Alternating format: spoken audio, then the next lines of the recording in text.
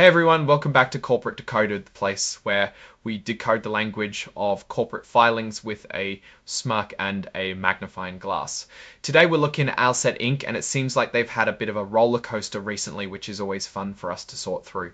So what just happened with Alset Inc? Well, the big news here is that they got a notification from Nasdaq saying they've met the minimum bid price requirement. You know, that rule where your stock price needs to be at least $1 for a certain period to stay listed on the major stock exchange. For a while there, Alset was struggling to keep its stock above that dollar mark, which, as you can imagine, is pretty crucial if you want to be taken seriously and have your shares traded easily. This specific report, it's called a Form 8K. Think of it as an O, by the way, official announcement from a company to the public and the SEC, the Securities and Exchange Commission. It's for important stuff that happens between their bigger, more regular reports. And in this case, the really important stuff is this Nasdaq listing. So Alset Inc. got this notice on July 17th, 2025. The Nasdaq folks called the staff, told them, hey, good news, you're back over $1. This is a big deal because if a company falls below that $1 minimum bid price for too long, Nasdaq can actually delist their shares, meaning they get kicked off the exchange. Imagine your company's stock being traded on some obscure forum instead of a major platform like Nasdaq. That would make it incredibly hard for investors to buy or sell and would really hurt the company's reputation and ability to raise money. Alset's common stock is traded on the Nasdaq Stock Market LLC, and they use the ticker symbol AEI. So this news that they've regained compliance with the minimum bid price requirement is definitely a positive. They're no longer on the brink of being delisted as far as that specific rule is concerned.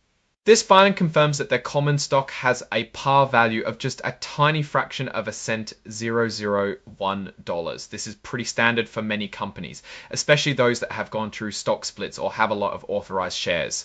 Now, Alset is checking the box that says they are an emerging growth company. This is a designation for companies that have had less than a certain amount of revenue, currently under $2 billion annually in the US. It allows them to take advantage of some regulatory flexibility, like delayed compliance with new accounting standards, which can be helpful for smaller or growing businesses as they navigate the complexities of being a public company. This particular section here, item 8, IO1, is where companies report other events. It's a catch-all for significant happenings that don't fit neatly into other categories, and meeting this Nasdaq bid price requirement certainly qualifies as a significant event. So the company itself, Alset Inc., they got this official word from Nasdaq on July 17th, 2025. It's important to note, however, that even though they've regained compliance this time around, the filing also includes a bit of a caution. It says there can be no assurance that the company will be able to maintain compliance with the minimum bid price requirement in the future. This is a pretty standard qualifier. It means they did what they needed to do to get back on track for this specific rule. But the market can be volatile and they need to keep their stock price up consistently. It's like getting a temporary pass, not a lifetime guarantee. The whole process of filing these reports with the SEC, from the Form 8K we're looking at today to the more detailed quarterly and annual reports, is all about transparency for investors. The SEC's job is to protect investors and maintain fair, orderly, and efficient markets. So companies have to be upfront about significant events like this. While the company is registered as being incorporated in Texas, its principal executive offices when this report was filed are actually in Bethesda, Maryland. It's not uncommon for companies to incorporate in one state for legal or tax advantages and then operate out of another. The IRS employer identification to be our tax ID for federal purposes. And of course, at the end of these reports, you have the signatures. This confirms that specific individuals at the company, in this case Rongguo Wei, who is the co-chief financial officer, are attesting to the accuracy of the information presented. In this filing dated July 18th, 2025, he's signing off on behalf of Alset Inc.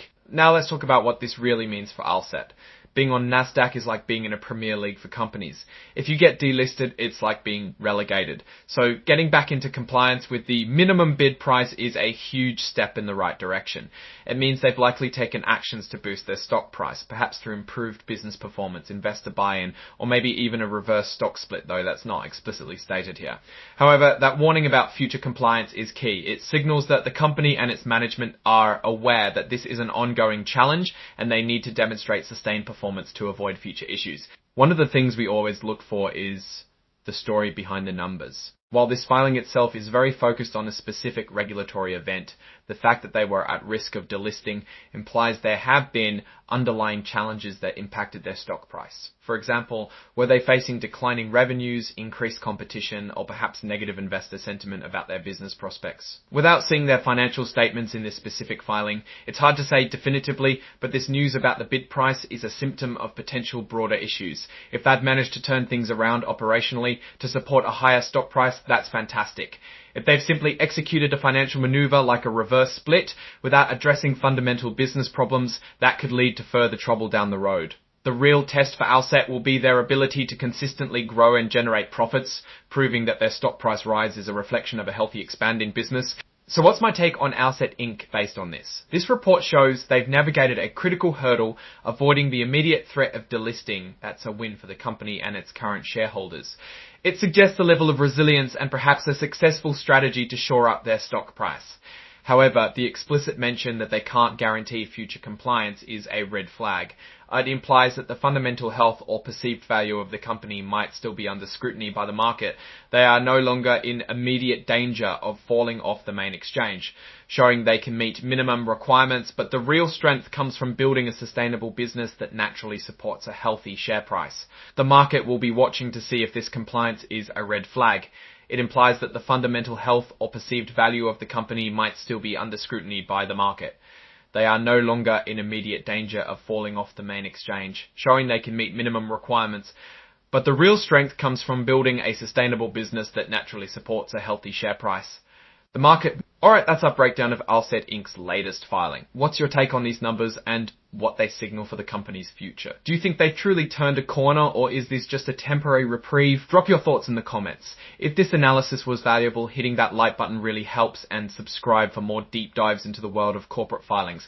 Don't forget to check out our Discord community linked in the description below, where we discuss these kinds of insights all the time. Thanks for watching, see you next time.